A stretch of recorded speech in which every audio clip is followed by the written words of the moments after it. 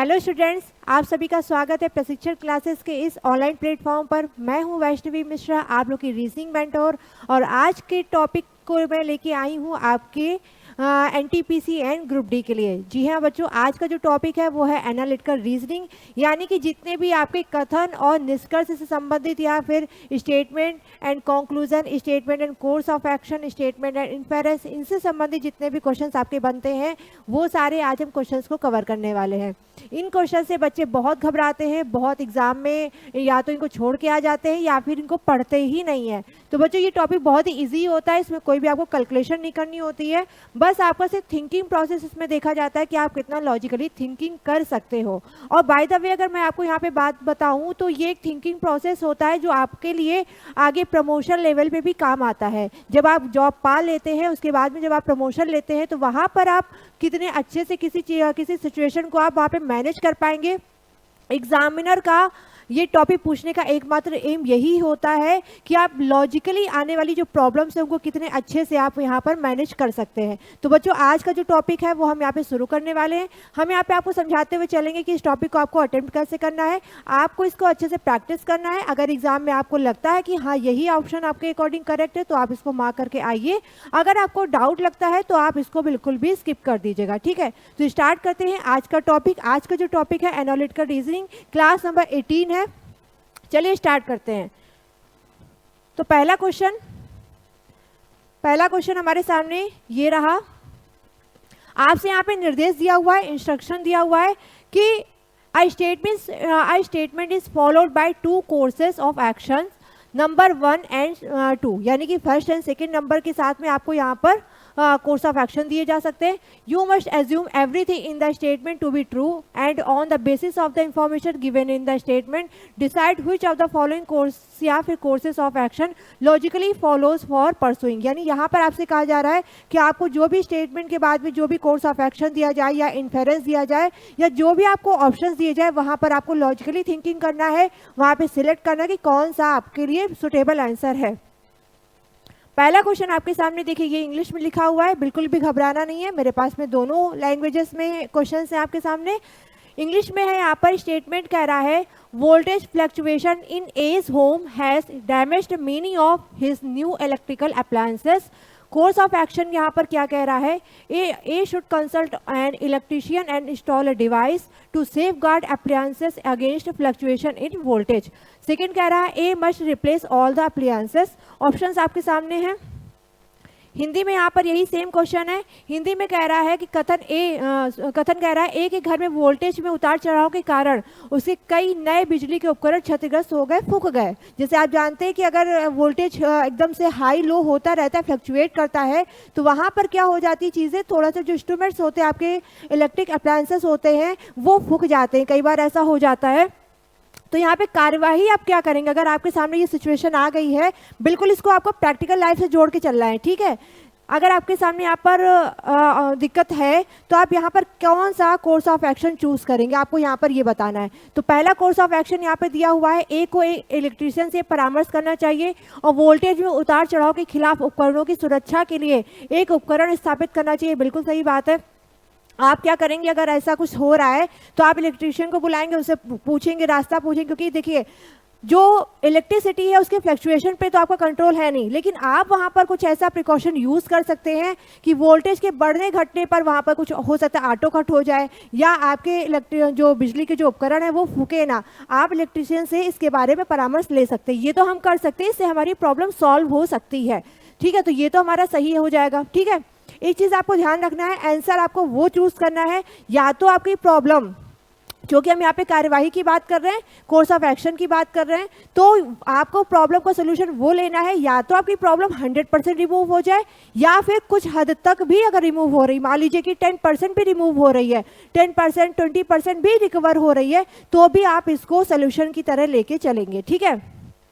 Second कह रहा है ए को सभी उपकरणों को बदल देना चाहिए। मान लीजिए कि आपका फ्रिज फूक गया, आप फ्रिज क्या किया, फ्रिज को रिप्लेस कर दिया, दूसरा फ्रिज ले आए, क्या गारंटी कि वो नहीं फूकेगा, वो भी फूक सकता है। यानी कि सेकेंड ऑप्शन तो हमारा बिल्कुल भी नहीं सही है, कि भाई अगर बिजली के उपकरण फूक गए तो हमें सिंपल सी बात है चेंज तो करना पड़ेगा, लेकिन अगली बार जब ऐसा कभी होगा तो वो भी जो इंस्ट्रूमेंट जो आप चेंज करके लाएंगे वो भी फूक जाएंगे, तो ये इसका सोल्यूशन नहीं होगा।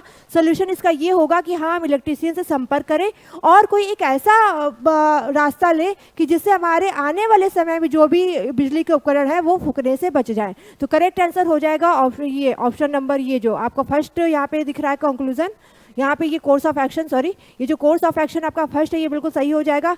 करेक्ट आंसर होगा ऑप्शन नंबर सी, केवल फर्स्ट अनुसरण करता है, केवल फर्स्ट आपका कंक्लूजन यहाँ पे अनुसरण करता है। चलिए बढ़ते सेकंड क्वेश्चन पर। सेकंड यहाँ पर कह रहा है, स्टेटमेंट कह रहा है all mammals are warm blooded animals. Inferences क्या है यहाँ पर, dogs are warm blooded animals. Second है all warm blooded creatures are mammals. सबसे पहले यहाँ पे इन्फेरेंस के बारे में समझ लेते हैं। इन्फेरेंस का मतलब यहाँ पर होता है कि आपको स्टेटमेंट को पढ़ के आप इन दोनों में से क्या अनुमान लगा पा रहे हैं, यानी बेसिकली यहाँ पर इसका मतलब ये होता है कि आप अनुमान क्या लगा पा रहे हैं। यहाँ पे निष्कर्ष आप कह सकते हैं या फिर एक तरीके से आप ये समझ सकते हैं कि यहाँ पे आप क्या निकाल पा रहे हैं स्टेटमेंट को पढ़ के। सभी स्तनधारी गर्म रक्त वाले जानवर हैं, ठीक है, सभी स्तनधारी गर्म रक्त वाले जानवर हैं। कुत्ता जो है वो गर्म रक्त वाले जानवर हैं, कुत्ते जो होते हैं वो गर्म रक्त वाले जानवर है, क्योंकि जो कुत्ता होता है, जो डॉग्स आपके होते हैं वो क्या आते हैं, वो मैमल में आते हैं यानी स्तनधारी में आते हैं। तो पहला तो हमारा यहाँ पे निष्कर्ष बिल्कुल सही है। सेकंड क्या कह रहा है, सभी गर्म रक्त वाले जीव स्तनधारी हैं। भाई यहाँ पर ये तो रिवर्स वाली तो बात इसने कही नहीं है।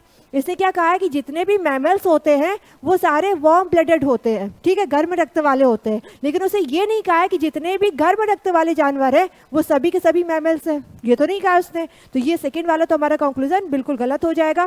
केवल आंसर यहाँ पर होगा हमारा ऑप्शन नंबर डी, हमारा यहाँ पर राइट आंसर हो जाएगा, ठीक है। आगे बढ़ते हैं। अगला क्वेश्चन है यहाँ पर, स्टेटमेंट कह रहा है the eligibility for admission to the course is a minimum of 80% marks in the 10th standard board exams. However, students who have appeared for the 10th standard board exam this year can also apply. Inference यहाँ पर क्या कह रहा है, पहला inference है no 11th standard students can apply for the course. Second कह रहा है students who have appeared for 10th standard exam will get admission only if they scored 80% or more in their exams. Hindi में यहाँ ये question क्या कह रहा है, पाठ्यक्रम में प्रवेश के लिए पात्रता 10वीं कक्षा की बोर्ड परीक्षा में न्यूनतम 80% अंक है, यानी कि अगर आपके 10th बोर्ड में 80% अंक हैं तो आप पात्र हैं।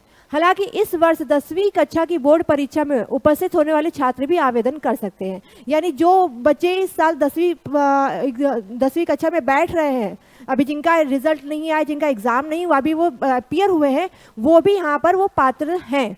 निष्कर्ष यहाँ पे क्या कह रहा है, कोई भी 11वीं कक्षा का छात्र पाठ्यक्रम के लिए आवेदन नहीं कर सकता।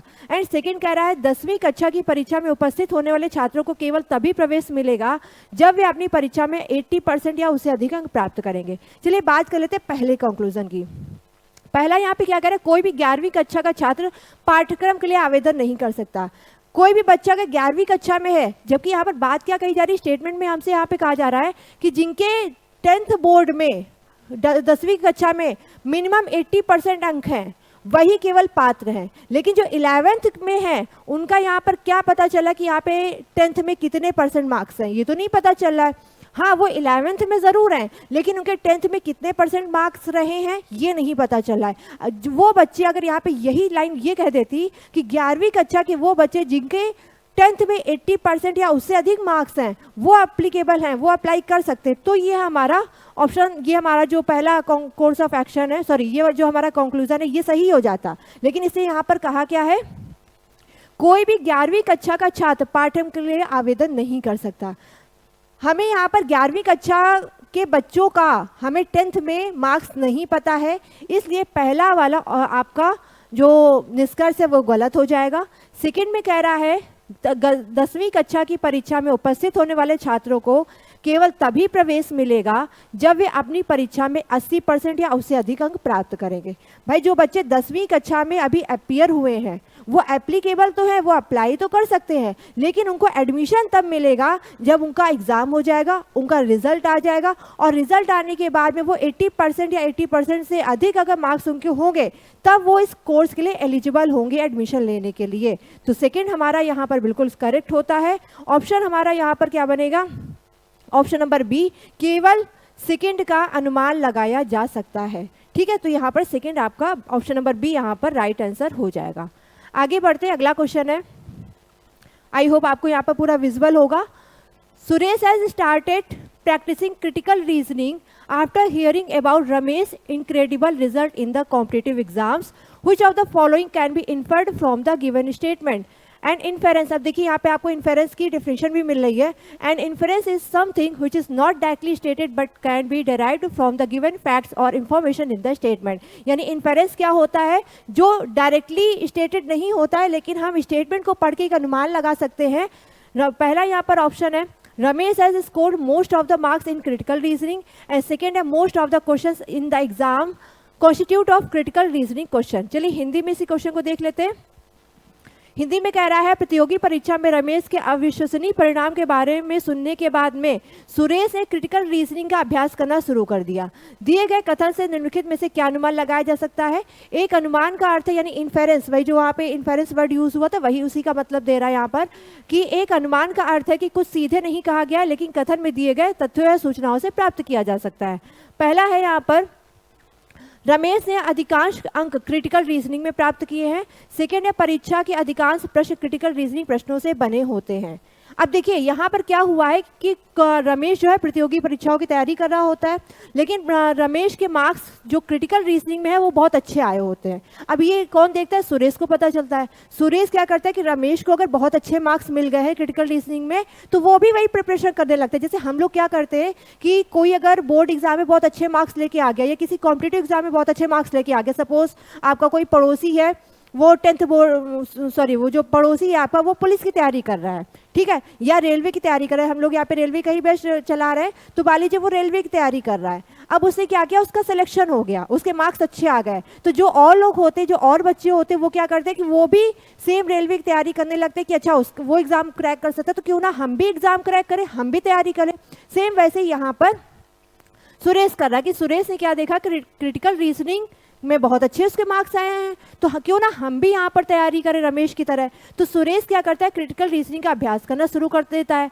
अब इसके बाद क्या होता है, रमेश ने अधिकांश अंक क्रिटिकल रीजनिंग में प्राप्त करें। अब उसने क्वेश्चन में यहाँ पर देखिए स्टेटमेंट में क्या कहा है, रमेश के अविश्वसनीय परिणाम के बारे में सुनने के बाद में सुरेश ने क्रिटिकल रीजनिंग का अभ्यास करना शुरू कर दिया। यानी क्रिटिकल रीजनिंग में रमेश के मार्क्स काफ़ी अच्छे थे तो रमेश ने अधिकांश अंक क्रिटिकल रीजनिंग में प्राप्त करें, बिल्कुल सही है।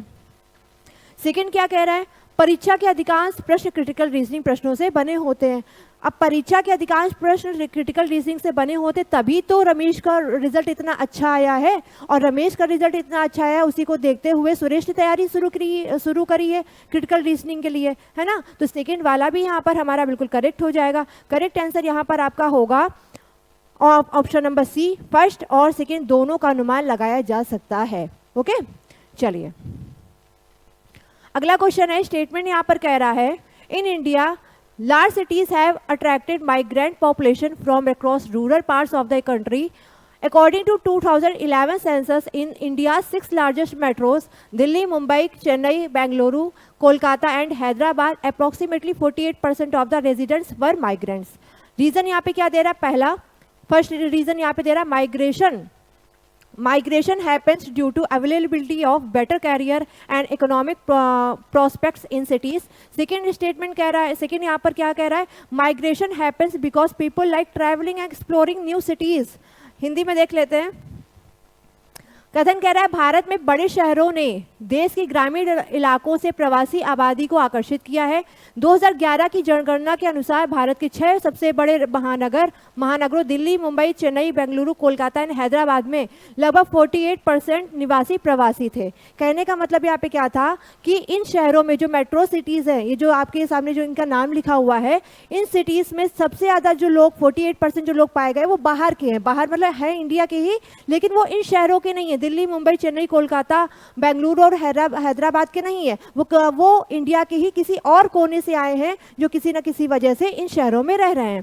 कारण इसका क्या दे रहा है? पहला कारण दे रहा है शहरों में बेहतरीन कैरियर और आर्थिक संभावनाओं की उपलब्धता के कारण प्रवास होता है। सिंपल सी बात है, आप किसी भी शहर जाते हैं तो 2 रीज़न से जाते हैं। या तो आप पढ़ाई के लिए बहुत अच्छे शहर जा रहे होते कि हमारे शहर में या आप जहाँ रह रहे हैं वहाँ पर बहुत अच्छी सुविधाएं नहीं है, तो आप दूसरी जगह पढ़ाई के लिए जाते हैं, या फिर आप अर्निंग पर्पस के लिए जाते हैं। ठीक है, ऐसे तो कोई नहीं जाता कि मेरा यहाँ मन नहीं लग रहा है, मैं कहीं और जाके शिफ्ट हो जाऊँगा, ऐसा तो नहीं कोई करता है। तो बहुत से लोग यहाँ पर क्या होता है कि अर्निंग के लिए जाते हो, अगर उनके लोकेशन में प्रॉपर अर्निंग नहीं हो पा रही है या उनको अच्छी अपॉर्चुनिटीज़ नहीं मिल पा रही है, जॉब नहीं मिल पा रही है, तो वो लोग क्या करते हैं, दूसरे शहर चले जाते हैं। ठीक है, शहरों में बेहतरीन कैरियर और आर्थिक संभावनाओं की उपलब्धता के कारण प्रवास होता है। जो मैंने अभी आपको बोला, 2 रीज़न जो दिए, या तो अपने कैरियर बनाने के लिए या तो फिर अर्निंग पर्पस के लिए। बिल्कुल सही बात है, तभी कोई यहाँ पे एक स्थान से दूसरे स्थान जाता है। सेकेंड कह रहा है प्रवास इसलिए होता है क्योंकि लोगों को यात्रा करना और नए शहरों की खोज करना पसंद है। क्या ऐसा हो सकता है कि आपको अगर यात्रा करना पसंद है तो आप सीधे कहीं से निकल के आप किसी दूसरी जगह जाके बस जाएंगे? हाँ, आप यात्रा करने जा सकते हैं, आप कुछ दिन की यात्रा के बाद अपने शहर वापस आ जाएंगे, लेकिन रहने के लिए नहीं जाएंगे कि मैं यहाँ पे दिल्ली में रह लेता हूँ तो मुझे मेट्रो में घूमने को मिलेगा, मुझे अच्छे अच्छे सिटीज़ जाने को मिलेगा। ये तो बिल्कुल ही बेकार रीज़न दिया हुआ है। ठीक है, इसको तो आप अगर आपने जरा सा भी आपने इसको पढ़ा है ना, तो आप एग्जाम में आराम से कहोगे कि ये तो मैम ये तो रीज़न बिल्कुल ही गलत दिया हुआ है। तो कारण इसमें कौन सा सही होगा? कारण केवल फर्स्ट एक संभावित कारण है। केवल फर्स्ट वाला जो ऑप्शन नंबर ए है ये आपका बिल्कुल राइट आंसर हो जाएगा। अगला क्वेश्चन है, यहाँ पर स्टेटमेंट कह रहा है fuel prices in India are inflating day by day and there is no upper limit in its price increases. Inference क्या कह रहा है? Central and state government have not cut down their respective taxes on fuel. Second है inflation in the international market is influencing the rising fuel prices. चलिए हिंदी में देख लेते हैं। भारत में ईंधन की कीमतें दिन प्रतिदिन बढ़ रही हैं और इसकी कीमत में वृद्धि की कोई ऊपरी सीमा नहीं है। इसका मतलब कि जो आपका फ्यूल है, पेट्रोल, डीजल, ये सब जो है, इनकी कीमतें लगातार बढ़ती जा रही हैं और इसकी कोई ऊपरी सीमा नहीं है। मतलब ये कहाँ तक जाएगा, मैक्सिमम कहाँ तक जा सकता है, इसका कोई तय लिमिट नहीं है। निष्कर्ष क्या दे रहा है? केंद्र और राज्य सरकारों ने ईंधन पर अपने संबंधित करों में कटौती नहीं की है। केंद्र और राज्य सरकारों ने ईंधन पर अपने संबंधित करों में कटौती नहीं की। सबसे पहली तो बात आप यहाँ पे ये समझ लीजिए कि जब भी आपके फ्यूल के दाम बढ़ते हैं तो फ्यूल के दाम आपके इस वजह से बढ़ते हैं कि जो क्रूड ऑयल होता है, जो कच्चा तेल होता है, जब उसके दाम बढ़ते हैं तब आपके मार्केट में ऑयल के दाम बढ़ते हैं। ठीक है, सबसे पहली बात ये। यहाँ पर जो टैक्सेस की बात हो रही है, टैक्सेस से यहाँ पर कोई भी लेना देना नहीं है। ठीक है, सबसे पहली बात ये। तो पहला वाला यहाँ पर गलत हो गया। सेकेंड कह रहा है अंतर्राष्ट्रीय बाजार में मुद्रास्फीति ईंधन की बढ़ती कीमतों को प्रभावित कर रही है। अगेन भाई मैं वही बात बोलूँगी, मुद्रास्फीति से ईंधन की कीमतों पर कोई प्रभाव नहीं पड़ता है। ठीक है, क्योंकि ईंधन के दाम बढ़ते भी रहते हैं, घटते भी रहते हैं, लेकिन हमने अभी आपको बताया कि ईंधन के दाम कब बढ़ते हैं, कब घटते हैं, बेस्ड ऑन क्रूड ऑयल का यहाँ पर दाम क्या है। ठीक है, तो क्रूड ऑयल के अगर दाम बढ़ रहे हैं तो आपका जो फ्यूल के दाम है वो बढ़ेंगे, लेकिन यहाँ पर उसके मुद्रास्फीति से कोई भी लेना देना नहीं है। तो दोनों यहाँ पर आपके दिए हुए जो निष्कर्ष हैं वो गलत हो जाते हैं। ऑप्शन नंबर सी यहाँ पर आपका राइट आंसर बन जाएगा। ना तो निष्कर्ष पहला, ना तो निष्कर्ष दूसरा सत्य है। ठीक है, अगला क्वेश्चन है, यहाँ पर स्टेटमेंट दिया हुआ है the traffic congestion in the city has significantly increased during peak hours. Courses of action यहाँ पे दिया हुआ है। फर्स्ट यहाँ पर क्या कह रहा है? improve public transportation infrastructure and services to provide viable alternatives to private vehicle. Second कह रहा है impose hefty fines on individual drivers during peak hours. Hindi में देख लेते हैं। पीक आवर्स के दौरान शहरों में यातायात की भीड़ काफ़ी बढ़ गई है। पीक आवर्स आप समझते हैं? पीक आवर्स वो टाइम होता है जिस टाइम पे बहुत से लोग, जैसे आपका मॉर्निंग का टाइम होता है, वो पीक आवर्स में काउंट किया जाता है, ठीक है, जिसमें मैक्सिमम पॉपुलेशन एक जगह से दूसरी जगह जाती है। जैसे कि अगर मैं मॉर्निंग की बात करूँ तो मॉर्निंग में बहुत से बच्चे एक जगह से दूसरी जगह जाते हैं अपनी पढ़ाई के लिए, अपने स्कूल के लिए, बहुत से जॉब वाले पर्सन एक जगह से दूसरी जगह जाते हैं। इसी तरह शाम वाला जो टाइम होता है वो भी आपका पीक आवर्स होता है, जॉब वाले लोग यहाँ पर बहुत सारे आ रहे होते हैं, तो वो पीक आवर्स आपका टाइम गिना जाता है जहाँ पे मैक्सिमम पॉपुलेशन एक जगह से दूसरी जगह जा रही होती है, ठीक है। तो पीक आवर्स के दौरान शहर में यातायात की भीड़ काफ़ी बढ़ गई है। कार्यवाही आप क्या करेंगे अगर आपके सामने ये प्रॉब्लम आ रही है और आप कैपेबल हैं इस प्रॉब्लम को सॉल्व करने के लिए, तो आप इसमें क्या कार्यवाही करेंगे? दिए हैं ऑप्शन यहाँ पर। पहला आपके सामने कार्यवाही के लिए विकल्प है, निजी वाहनों के लिए व्यवहार्य विकल्प प्रदान करने के लिए सार्वजनिक परिवहन बुनियादी ढांचे और सेवाओं में सुधार करना। बिल्कुल, कि आपके जो निजी वाहन है, निजी वाहन का मतलब जिनका अपने पास खुद का वाहन है, निजी वाहनों के लिए व्यवहार्य विकल्प प्रदान करने के लिए सार्वजनिक परिवहन बुनियादी ढांचे और सेवाओं में सुधार करना। हम वहाँ पे कुछ ऐसा कर सकते हैं कि हम कुछ ऐसा अरेंजमेंट कर दें कि उस टाइम पे पीक आवर्स में भीड़ ना बढ़े। अब कैसा कैसा अरेंजमेंट कर सकते हैं कि भाई निजी वाहन तो इंसान अपने वाहन से तो जाएगा ही जाएगा, तो हो सकता है वहाँ पर हम सार्वजनिक वाहन जो हैं, जैसे कि टैक्सी, जो टेम्पो होती, बसेस होती, वहाँ पे उस समय उनका टाइम कुछ बदल दे, उनको हम कुछ या तो पहले प्रस्थान के लिए टाइम बता दें या फिर बाद के प्रस्थान के लिए टाइम बता दें, उस टाइम पे भीड़ न जमा हो, ये हम कर सकते हैं, कुछ अरेंजमेंट कर सकते हैं। तो पहली कार्यवाही तो यहाँ पर सही है। दूसरी कार्यवाही यहाँ पर क्या कह रही है? पीक आवर्स के दौरान व्यक्तिगत ड्राइवरों पर भारी जुर्माना लगाएं। यानी कि व्यक्तिगत ड्राइवरों पर भारी जुर्माना क्या आप लगा सकते हो? बिल्कुल भी नहीं लगा सकते। आप जुर्माना ड्राइवरों पर नहीं लगा सकते कि आप अपनी गाड़ी लेके आप क्यों जा रहे हो, ठीक है, तो ये पॉसिबल नहीं है, जुर्माना आप नहीं लगा सकते हो। करेक्ट आंसर यहाँ पर क्या हो जाएगा? केवल कार्यवाही फर्स्ट अनुसरण करता है। ऑप्शन नंबर सी यहाँ पर आपका राइट आंसर हो जाएगा। अगला क्वेश्चन कह रहा है, India's largest lender bank has announced that it will be allowing customers to exchange 2000 notes without a requisition और slip for amounts up to 20,000। Conclusion यहाँ पे पहला क्या कह रहा है? No one will be allowed to withdraw an amount of more than 20,000। Second conclusion कह रहा है, no requisition slip is required for exchange of up to 20,000। Hindi में देख लेते हैं इस क्वेश्चन को। भारत के सबसे बड़े ऋणदाता बैंक ने घोषणा करी है कि वह ग्राहकों को 20,000 तक की राशि के लिए बिना किसी अनुरोध पर्ची के 2,000 के नोट बदलने की अनुमति देगा। कहने का मतलब यहाँ पर क्या है कि बैंक ने घोषणा क्या करी है कि अगर आपको 20,000 तक की राशि, अगर आपको 2,000, मान लीजिए 2,000 के आपके पास नोट है और अगर आप 20,000 तक की राशि बदलना चाहते हो तो आपको कोई भी पर्ची की जरूरत नहीं, आप डायरेक्टली जाके बैंक में बदल सकते हो। मैक्सिमम 20,000, आप 10,000 भी बदल सकते हो, 15,000 भी बदल सकते हो, लेकिन 20,000 से आप ऊपर नहीं बदल सकते हो, ठीक है। तो मैक्सिमम 20,000 तक आप बदल सकते हो। क्या? 2,000 के नोट। निष्कर्ष यहाँ पे क्या निकल रहा है? किसी को भी 20,000 से अधिक की राशि निकालने की अनुमति नहीं होगी। क्या यहाँ पर राशि निकालने की बात हो रही है? क्या यहाँ पर आप एटीएम लगा के आप 20,000 की राशि निकाल रहे हो? यहाँ पे ऐसा तो उसने कुछ भी नहीं कहा, उसने सिर्फ यहाँ पे नोट को एक्सचेंज करने की बात करी है। यहाँ पे विड्रॉ की बात नहीं की जा रही कि आप गए अपना एटीएम लगाया और आपने 20,000 रुपये निकाल लिए, ऐसे यहाँ पर कुछ भी नहीं कहा जा रहा है। तो पहला जो निष्कर्ष है वो गलत है। सेकेंड कह रहा है 20,000 तक की राशि के विनिमय के लिए किसी अनुरोध पर्ची की आवश्यकता नहीं है। यही बात तो स्टेटमेंट में कह रहा है कि 20,000, आप मैक्सिमम 20,000 तक की राशि को एक्सचेंज कर सकते हो, 2,000 के नोट जो है वो आप एक्सचेंज कर सकते हो, लेकिन उसके लिए किसी भी अनुरोध पर्ची की आवश्यकता नहीं होगी। तो ऑप्शन यहाँ पर निष्कर्ष सेकेंड बिल्कुल सही है। करेक्ट आंसर यहाँ पर आपका क्या हो जाएगा? केवल निष्कर्ष सेकेंड अनुसरण करता है। ऑप्शन नंबर ए आपका यहाँ पर राइट आंसर हो जाएगा। अगला question, given below is a pair of events first and second. अब देखिए यहाँ पर थोड़ा सा निर्देश चेंज हुआ है, ध्यान से समझिएगा। Given below is a pair of events first and second, assuming that the information given in both first and second are true. आपको एज्यूम करना है। Decide the nature of their relationship, उनका नेचर डिसाइड करना है, उनका आपस में क्या रिलेशन है। To determine the answer do not assume anything other than the information given. अगर आपको आंसर यहाँ पर निकालना है तो आपको जो यहाँ पर जो फर्स्ट एंड सेकेंड जो आपको ऑप्शन दिए हैं उसके अलावा आपको कुछ भी एज्यूम नहीं करना है। इवेंट यहाँ पर पहला क्या दे रहा है, इसकी बात कर रही हूँ। High level of air pollution in the city, यानी कि सिटी में जो एयर पोल्यूशन है वो बहुत ही मैक्सिमम स्तर तक पहुंच गया है। सेकेंड इवेंट यहाँ पर क्या कह रहा है? Increase in the respiratory and health related problems in the population. चलिए हिंदी में देख लेते हैं। यहाँ पर नीचे घटनाएं फर्स्ट एंड सेकेंड का एक जोड़ा दिया गया है। यह मानते हुए कि फर्स्ट एंड सेकंड दोनों में दी गई जानकारी सत्य है, उनके संबंध की प्रकृति तय करें, उत्तर निर्धारित करने के लिए दी गई जानकारी के अलावा कुछ भी न माने। ठीक है, समझ गए। अब यहाँ पे घटना फर्स्ट और घटना सेकंड दी गई है।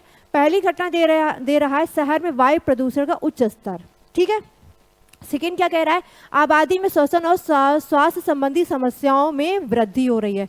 ठीक है, अच्छा एक बात बताइए, जब प्रदूषण बढ़ता है, वायु प्रदूषण बढ़ता है, तो इसका इफेक्ट क्या पड़ता है? जैसे कि आप किसी सिटी में रह रहे हैं, आप किसी ऐसे सिटी में रह रहे हैं जहाँ पे पोल्यूशन बहुत है, तो पोल्यूशन बढ़ने के साथ वहाँ पे क्या होगा, आपको श्वसन और स्वास्थ्य संबंधी समस्याएं होंगी कि नहीं होंगी? बिल्कुल होंगी। अगर मान लीजिए आप किसी के पास जाते हैं और आप बताते हैं कि भाई मुझे श्वसन में दिक्कत हो रही है, मेरे को सांस लेने में दिक्कत हो रही है, और यहाँ पर क्या दिक्कत हो रही है, और भी अनेक जो है शारीरिक समस्याएं हो सकती हैं। ठीक है, तो आप क्या कहोगे कि भाई वहाँ पे पोल्यूशन बहुत है, इस वजह से सही समस्या हो रही है। इसका मतलब यहाँ पे क्या हो गया कि ये जो आपका जो पोल्यूशन है, ये क्या बन रहा है यहाँ पर, कारण है ये इसका, और जिस वजह से आपके श्वसन और स्वास्थ्य संबंधी समस्याएं हो रही हैं, ये इसका क्या है, प्रभाव है।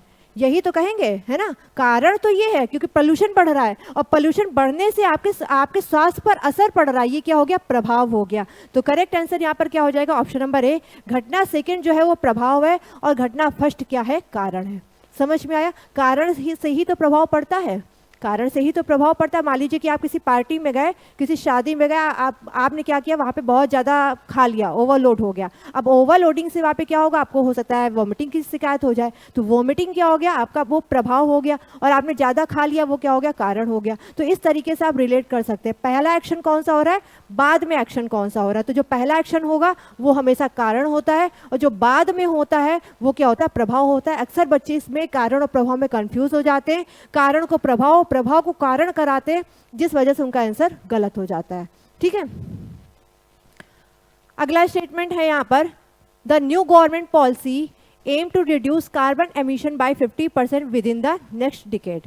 कंक्लूजन्स यहाँ पर है, the government will ban all the vehicles that run on fossil fuel immediately. Second कह रहा है the government will shut down all the coal fired power plants. Hindi में, नई सरकारी नीति का लक्ष्य अगले दशक के भीतर कार्बन उत्सर्जन को 50% तक कम कर देना है, जैसा कि आप न्यूज़पेपर में पढ़ते भी होंगे। निष्कर्ष यहाँ पर क्या कह रहा है, सरकार जीवाश्म ईंधन पर चलने वाले सभी वाहनों पर तुरंत प्रतिबंध लगा देगी। सरकार क्या करेगी कि आज ही से उसने अनाउंस कर दिया कि अब कोई भी गाड़ी नहीं चलाएगा, कोई भी गाड़ी से नहीं जाएगा, जिसको भी जाना है पैदल जाओ। क्या ऐसा पॉसिबल है? क्या गवर्नमेंट ऐसा कर सकती है? अगर कर सकती होती तो आज ये पोल्यूशन का इतना भयानक रूप होता ही ना। गवर्नमेंट क्या किसी के लिए भी पॉसिबल नहीं है। अगर मैं कहूँ कि एक इंडिविजुअल भी पर्सन ये सोचे कि मैं आज से मैं गाड़ी यूज़ नहीं करूँगा, मैं अपना व्हीकल यूज़ नहीं करूँगा, मैं साइकिल का यूज़ करूँगा या फिर मैं पैदल जाऊँगा, तो ये क्या पॉसिबल है? आप लंबी डिस्टेंस कैसे आप जाओगे? ठीक है, अगर आपको बाई ट्रेन जाना है तो फिर ट्रेन भी बंद हो जानी चाहिए, एरोप्लेन भी बंद हो जाने चाहिए, सारी चीज़ें बंद हो जाएंगी। अगर सारी चीज़ें बंद हो जाएंगी तो फिर आप समझ सकते हैं कि कितनी दिक्कतें आएंगी। कोरोना टाइम में सब कुछ बंद हुआ था, आप समझ सकते हैं वहाँ पे क्या क्या चीज़ें फेस करनी पड़ी थी। तो यहाँ पे क्या कह रहा है कि कभी भी सरकार जीवाश्म ईंधन पर चलने वाले सभी वाहनों पर तुरंत प्रतिबंध नहीं लगा सकती है। ठीक है, सरकार कोई भी ऐसा स्ट्रिक्ट एक्शन नहीं ले सकती है जनता के लिए जिसमें कि सारी की सारी चीज़ें प्रभावित हो जाए, यानी एक समस्या को कम करने के लिए एक बड़ी प्रॉब्लम क्रिएट हो जाए, ऐसा सोल्यूशन कभी भी नहीं निकाला जाता है। तो करेक्ट आंसर यहाँ पर ये वाला जो फर्स्ट निष्कर्ष है ये तो यहाँ पर गलत हो जाएगा। ठीक है, सेकेंड कह रहा है सरकार सभी कोयले से चलने वाली बिजली संयंत्रों को बंद कर देगी, यानी कि कोयले से चलने वाले जितने भी बिजली संयंत्र हैं उनको बंद कर दिया जाएगा, तुरंत बंद कर दिया जाएगा। क्या ऐसा, वैसे यहाँ पे तुरंत वर्ड नहीं दिया है, लेकिन यहाँ पे क्या कह रहा है सरकार सभी कोयले से चलने वाली बिजली संयंत्रों को बंद कर देगी। क्या ऐसा पॉसिबल है? हाँ, ये हो सकता है कि आने वाले टाइम में सरकार कुछ ऐसे ऑप्शंस क्रिएट कर दे कि हमें कोयले की जरूरत ना पड़े, कोयले से हम बिजली ना बनाएं, या कुछ ऐसे टेक्निक्स आ जाए जिससे कि हमारा जो पोल्यूशन है, यहाँ पर जो भी कार्बन एमिशन है वो यहाँ पर कम किया जा सकता है। धीमे धीमे ये प्रोसेस हो सकता है, एकदम से प्रोसेस नहीं हो सकता।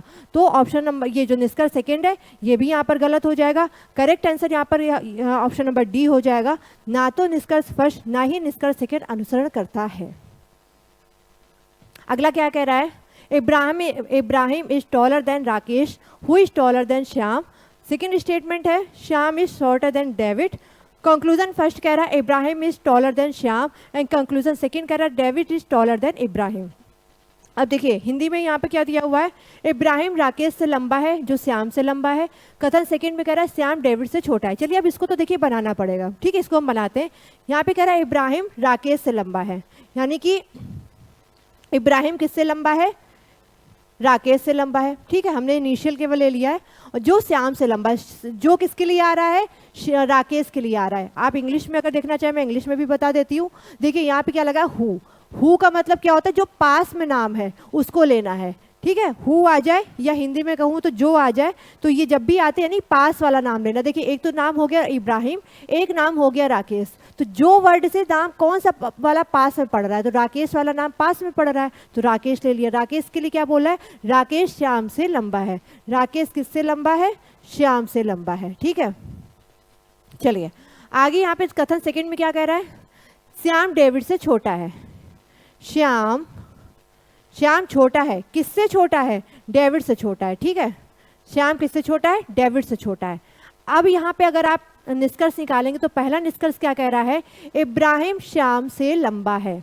इब्राहिम, ये इब्राहिम है, इब्राहिम क्या लंबा है क्या श्याम से, बिल्कुल यहाँ पे दिख रहा है इब्राहिम श्याम से भी लंबा है और इब्राहिम राकेश से भी लंबा है। तो यानी कि जब इब्राहिम राकेश से भी लंबा है, राकेश श्याम से लंबा है, तो इब्राहिम भी श्याम से लंबा होगा। पहला निष्कर्ष यहाँ पर बिल्कुल सही दे रहा है। दूसरा निष्कर्ष कह रहा है डेविड इब्राहिम से लंबा है। डेविड इब्राहिम से लंबा है, क्या डेविड इब्राहिम से लंबा है, आपको यहाँ पे क्या पता चल रहा है, डेविड, देखिए डेविड श्याम से तो लंबा है। अब श्याम से अगर लंबा है तो डेविड यहाँ भी आ सकता है, डेविड यहाँ भी आ सकता है, या डेविड सबसे ही लंबा हो।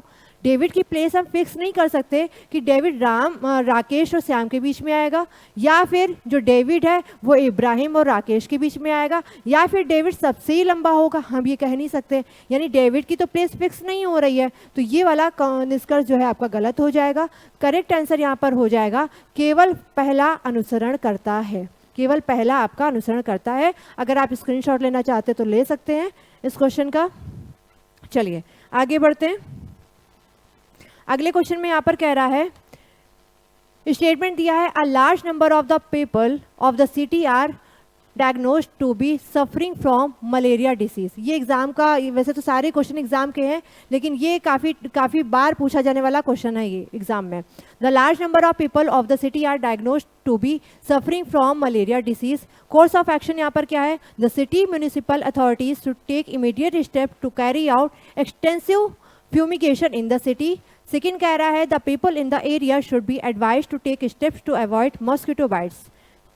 हिंदी में क्या कह रहा है, शहर के बड़ी संख्या में लोगों के मलेरिया रोग से पीड़ित होने का पता लगा है। यानी आप किसी शहर में हैं और ऐसे शहर में है जहाँ पे आप ऐसी पोस्ट पर हैं जहाँ पर आप इस प्रॉब्लम का सोल्यूशन निकाल सकते हैं। अब आपके सामने ये प्रॉब्लम क्या आई है कि आपके शहर में बड़ी संख्या में लोगों के मलेरिया रोग से पीड़ित होने का पता लगा है। अब आप कार्यवाही यहाँ पे क्या करेंगे, आपके सामने चूंकि अभी आप पढ़ रहे हैं तो आपके सामने तो यहाँ पे ऑप्शंस दिए जा रहे हैं कि या तो आप इसको चूज करिए या तो आप इसको चूज करिए। लेकिन जब आप प्रैक्टिकल लाइफ में जाएंगे और प्रैक्टिकल लाइफ में आपके सामने ऐसी प्रॉब्लम्स आएंगी तो वहाँ पे आपको ऑप्शंस नहीं दिए जाएंगे, आपको अपने मन से चूज करना पड़ेगा कि हम क्या रास्ता निकालें। ठीक है, वो कहाँ से, आपकी थिंकिंग एबिलिटी कहाँ से आएगी, यहीं से आएगी। ठीक है, इसीलिए आपके में ये क्वेश्चंस रखे जाते हैं। कार्यवाही यहाँ पर क्या करेंगे आप, शहर के नगर पालिका अधिकारियों को शहर में व्यापक धूमन करने के लिए तत्काल कदम उठाने चाहिए। धूमन का मतलब क्या होता है, आपको पता है? धूमन का मतलब यहाँ पे क्या होता है, धुआं। धूमन का मतलब यहाँ पे क्या होता है, धुआं करना। धुआं करने में आपने देखा होगा आपके जो जहाँ पे भी आप रहते हैं वहाँ पे एक गाड़ी आती होगी जो धुआं करते हुए जाती होगी मच्छरों से बचाव के लिए। ठीक है, उसी को यहाँ पे बात कर रहे हैं कि जो शहर के जो नगर पालिका अधिकारी हैं वो क्या करे, धूमन करे व्यापक रूप से। व्यापक का मतलब हो गया बहुत बड़े स्तर पर, बहुत बड़े स्तर पर वहाँ पर धुआं करें ताकि वहाँ पर मच्छरों को भगाया जा सके। क्या इससे प्रॉब्लम सॉल्व हो सकती है? बिल्कुल, 100% भले ही ना हो बट कुछ हद तक तो प्रॉब्लम सॉल्व हो सकती है। तो अगर कुछ हद तक भी सॉल्व हो सकती है तो हम इस कार्यवाही के साथ बिल्कुल एग्री होंगे। सेकंड यहाँ पे क्या कह रहा है, क्षेत्र के लोगों को मच्छरों के काटने से बचने के लिए कदम उठाने की सलाह दी जाती है। आप वहाँ पे क्या कर सकते हैं, लोगों को अवेयर कर सकते हैं किस बारे में कि आप कुछ ऐसा करें जिससे आप मच्छरों से बच सकते हैं। जैसे क्या क्या कर सकते हैं क्षेत्र के लोग, आप उनको क्या क्या बताएंगे, आप उनसे कहेंगे कि आप मच्छरदानी का यूज़ करें। ठीक है। आप अपने आसपास जो जल का भराव हो रहा है, आप जरा ध्यान रखें कि कहाँ पे जल का भराव हो रहा है, वहाँ पे जल का भराव ना होने दें, क्योंकि सबसे ज़्यादा जो मॉस्किटोज पलते हैं वो पानी में ही पलते हैं। ठीक है, तो पानी का जल का भराव कहीं पे भी ना होने दें। अपने खिड़की और दरवाजे पर मच्छर जाली का यूज़ करें। तो इस तरीके के आप उनको सजेशन दे सकते हैं। तो क्या इससे प्रॉब्लम सॉल्व होगी? अब आपके दिमाग में आ सकता है कि मैम हम तो एडवाइस तो दे सकते हैं, लेकिन हो सकता है आप पे सबके सब लोग फॉलो ना करें। तो बेटा अगर सबके सब नहीं भी फॉलो करेंगे कोई दिक्कत नहीं है। मान लीजिए कि 100 लोग हैं और 100 लोगों में अगर 10 लोग भी फॉलो कर रहे हैं तो भी वेल एंड गुड। ठीक है, तो आपको यहाँ पर सेकंड को भी एग्री, सेकंड से भी एग्री होना है। ठीक है, तो फर्स्ट एंड सेकंड दोनों यहाँ पे अनुसरण करते हैं। ऑप्शन नंबर ए यहाँ पर आपका राइट आंसर हो जाएगा। अगला क्वेश्चन है यहाँ पर, This year, College X reduced the cutoff marks to 50 from 60 for the entrance exam. But second यहाँ पर कह रहा है, in the last 2 years, the students' union in College X has been actively negotiating with the college administration regarding the quality of food and health and hygiene standards at the college canteen. Hindi में देख लेते हैं। इस साल college x ने प्रवेश परीक्षा के लिए कट ऑफ अंक 60 से घटाकर 50 कर दिया है। सेकंड में कह रहा है, पिछले 2 वर्षों में कॉलेज एक्स में छात्र संघ कॉलेज कैंटीन में भोजन की गुणवत्ता और स्वास्थ्य और स्वच्छता मानकों के संबंध में कॉलेज प्रशासन के साथ सक्रिय रूप से बातचीत कर रहा है। आपके सामने यहाँ पर कारण और प्रभाव का ऑप्शन दिए हुए हैं। सबसे पहले यहाँ पर हम ये देखते हैं, क्या ये और ये दोनों स्टेटमेंट आपस में रिलेट कर रहे हैं क्या? सबसे पहला काम हम क्या करेंगे, कारण और प्रभाव में सबसे पहला काम हमारा होगा कि हम इन दोनों स्टेटमेंट का आपस में रिलेशन निकालेंगे। क्या ये दोनों आपस में रिलेट कर रहे हैं? यहाँ पर किसकी बात की जा रही है कि इस साल कॉलेज एक्स ने प्रवेश परीक्षा के लिए जो मार्क्स हैं वो 60 से घटा के कितने कर दिए? 50 कर दिए हैं। ठीक है, 60 से घटा के 50 कर दिए हैं। हो सकता है यहाँ पर उनको सीट्स ज़्यादा भरनी हो, है ना, तभी तो जो 60 पे मेरिट जाती थी, 60 पे एडमिशन होते थे, अब वो मार्क्स 50 पे भी एडमिशन वो लेने को तैयार हैं। ठीक है, यहाँ पे सेकंड में क्या कह रहा है, पिछले 2 वर्षों में कॉलेज एक्स में छात्र संघ कॉलेज कैंटीन में भोजन की गुणवत्ता और स्वास्थ्य और स्वच्छता मानकों के संबंध में कॉलेज प्रशासन के साथ सक्रिय रूप से बात कर रहा है। यहाँ पे बात किसकी हो रही? भोजन की गुणवत्ता की बात हो रही। यहाँ पे बात किसकी हो रही? कट ऑफ की बात हो रही है। क्या ये दोनों आपस में रिलेट कर रहे हैं?